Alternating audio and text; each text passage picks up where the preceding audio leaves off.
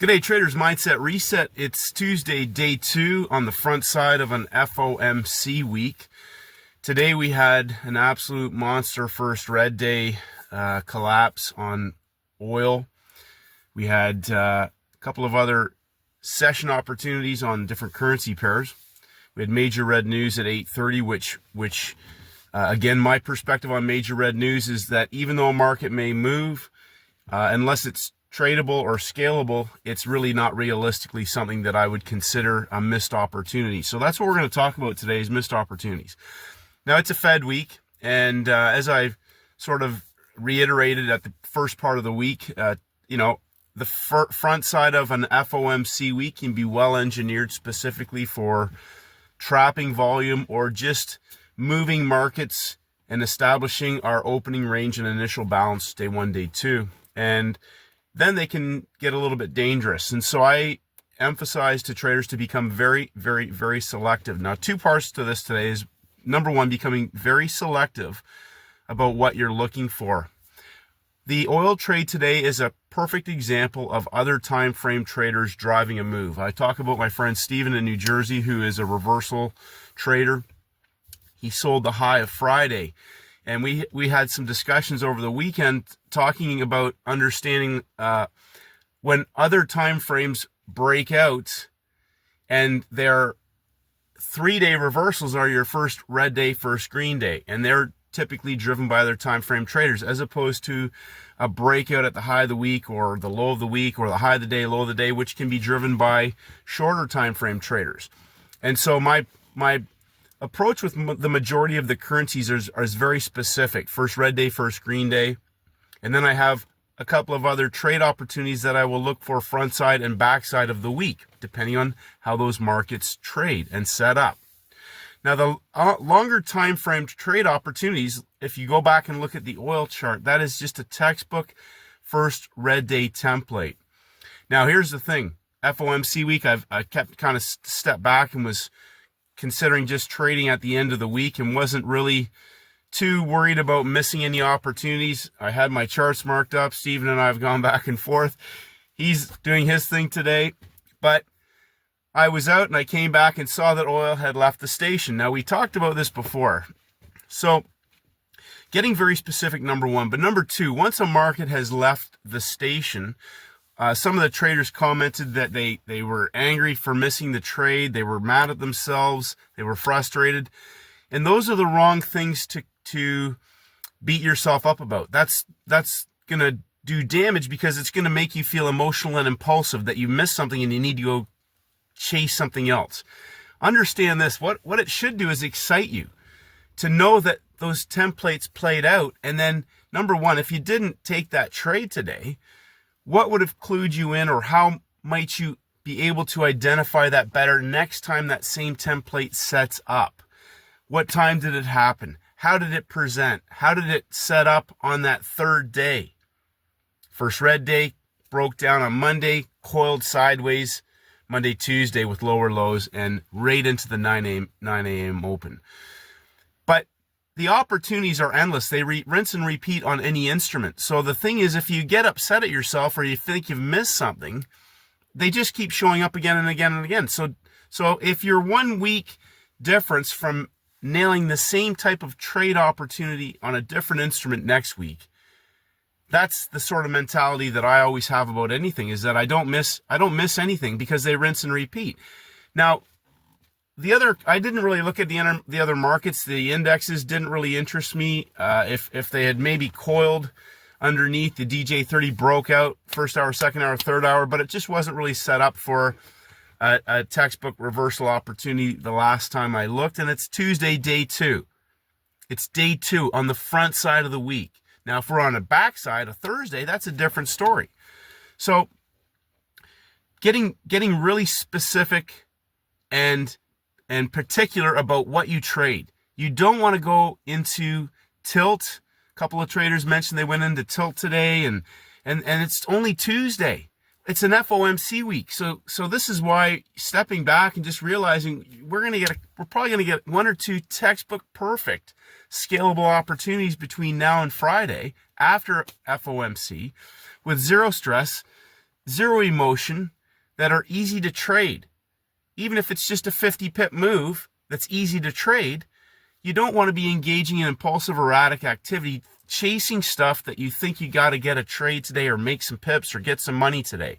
That's the behavior that, and Stephen and I talked about this too. It's a process. You have to break down those barriers yourself.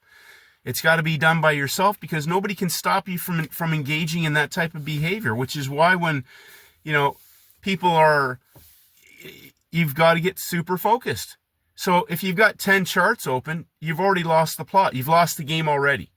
You should be able to nail it down to 1 or 2 charts, watching how they behave. Which one are you going to choose? Shut the other ones down. And then if you've got whatever, a 30-minute, a 15-minute, and a 5-minute chart, whatever you're using of that instrument that you're going to trade, and like Steven says, one and done. The reason why that is because it's about executing a scalable trade setup, extracting whatever the market is going to give you on the day, managing your risk, managing yourself, taking profits, whether it's scaling out. If you scaled in, you're scaling out, or all in, all out, whatever that may be. I typically will scale in, peel some out, and then set presets depending on the type of setup. Today, gold. So again, traders are trading gold before 10 a.m. 10 a.m. we had major red news. I don't care if it's, minor to some people. How many days in a row have we seen gold move in the 3rd hour? Now that chart is in breakout. So this is a very dangerous pattern. If you're trading gold, some traders got fried today on gold. And I said to Stephen earlier today, FOFO, this is a FOFO chart. And why is that? Because it's a creeping trend. And one of my mentors who taught me this, and gold never spares the rod, creeping trends will resolve themselves in one of 2 ways. It's day 2 in breakout on the front side of the week. It's in a range expansion. It's going after the low of last week. FOFO means I've seen gold rifle 500 pips, collapsing and breaking down and rifling down 500 pips. And if you FOFO with gold long enough, it will happen, which is why I keep saying setups. And that was a pump and dump into major red news. The same as Friday's trade, basically, except we're just in a different area of the chart. Friday broke out of the high of the week. Today, we pumped up into a collapsing, creeping trend above the low of last week. And the market just broke down 75 pips straight down through the low of the day. Zero stress, zero emotion in a creeping trend driven by other time frame traders. No, that is not a short squeeze setup. It's day 2.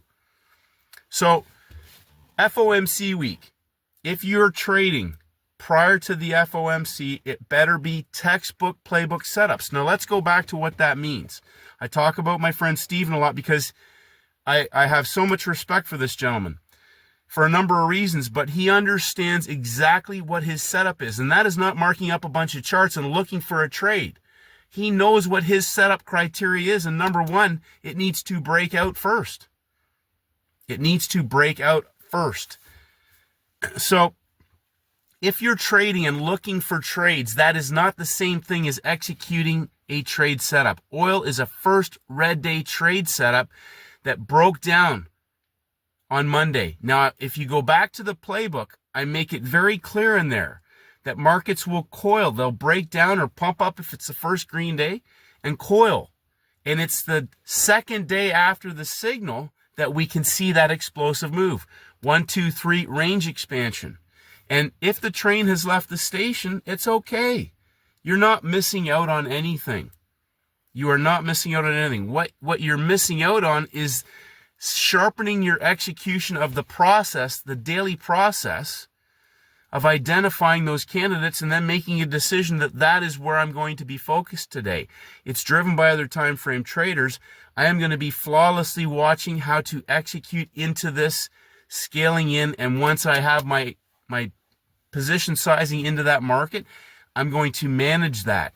How is it behaving? Some traders got out at the low of the day, which, as I commented, every trade is an opportunity for you to get 1% better, to learn. It's not a bad thing. Okay, what could you have done better? So my goal always on a large winning opportunity, first red day, first green day, range expansion type of trades, is How can I squeeze the maximum amount out of a winning trade setup?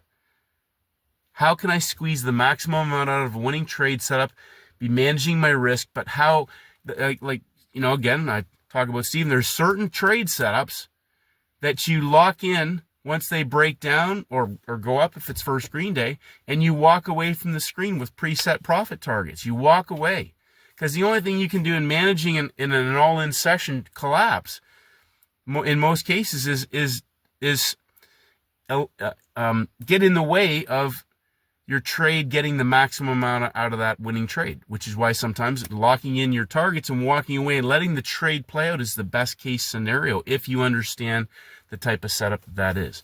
It took out the lows, went down on a range expansion. A fantastic trade. Congratulations to the traders that hit that. That's textbook perfect, right out of the playbook. Just required a bit of patience, letting that trade set up into the second day. Coincidence, Monday, Tuesday, day one, day two. Day two typically expands the range. A gold trade, a lot of traders hit that. But if you got in prior to major red news and you got burnt, step back. Step back. Every day, every single day. Yesterday was a little bit longer, but it reversed in the second hour, the New York open hour, the equity market open hour, coiled sideways for an explosive parabolic move back to the high of the current day. But today, 10 a.m. major red news. What that says immediately is that I'm not even going to look at gold until 10 a.m. Same thing with most markets. I will not look at them until 10 a.m. I'm not interested in trying to catch a move or grab some pips or caught that or catch this.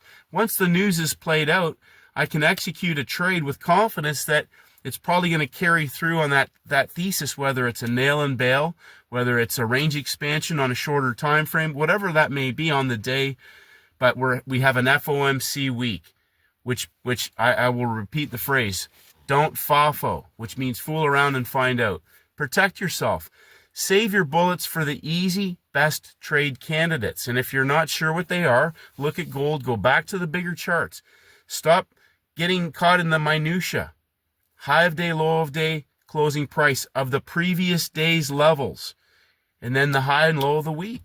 Critical. If a market's in breakout, okay, we're into the third session, be very, very careful about what type of situation if you are looking to counter trend that. It's day two. We have FOMC tomorrow and a non-farm payrolls Friday. And again, with gold, as I talk about, I like to see the template set up. Otherwise, the go-to setup is always low-hanging fruit. Don't counter trend. It's a creeping trend. And creeping trends will resolve themselves in one of two ways. And that market did exactly that. It blew through the low. So don't mess around. Get really specific. So each day I keep saying this, and the reason why that is because the more specific you get and the more you step back and you realize the bigger picture templates, how easy it is to make money on trade setups that are money-making trade setups, and how easy it is to make money on days that it's easy to make money. Not trying to read gaps, pushes, levels, hunts, snap, grab this, grab that. Do you know how stressful that is? And again, I'll close on this.